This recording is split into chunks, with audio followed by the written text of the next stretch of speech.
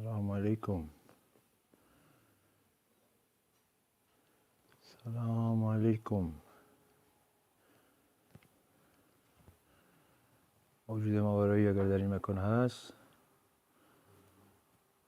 یه اعلام حضور بکنه.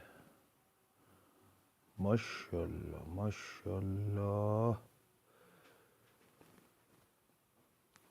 ماشاءالله.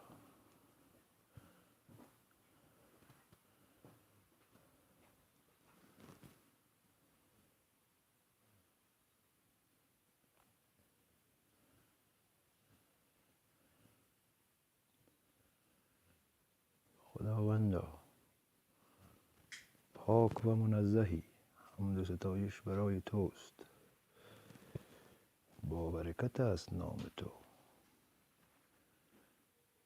بلند مرتبه از ذات تو و نیست هیچ معبود برحقی غیر تو.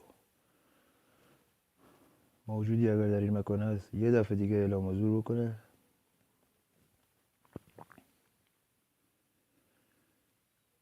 بودن تو اینجا داره باعث آزار و اذیت این خانواده میشه. دوست من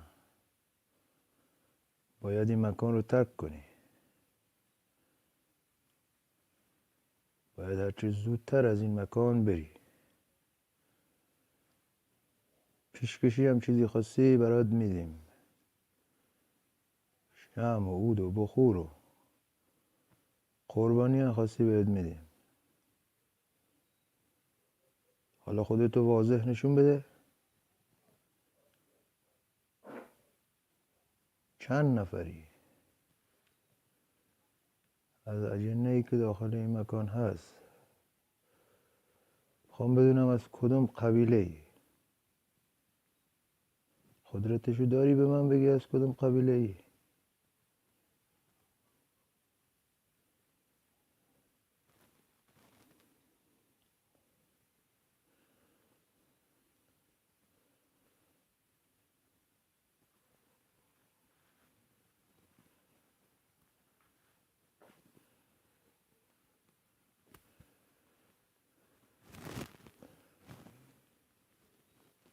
خداوندا ما اکنون آماده ایم تا تمام بد و خوب وجودمان را که سد راه خدمت به توست و هم نوعان ماست برطرف کنی.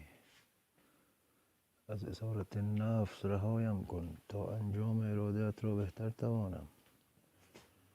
مشکلاتم را بگیر تا پیروزی بر آنها شاهدی باشد برای کسانی که با عشق تو، با روح تو و با قدرت تو یاریشان خواهیم داد. باشد تا همیشه بر ارادت گردن نهیم.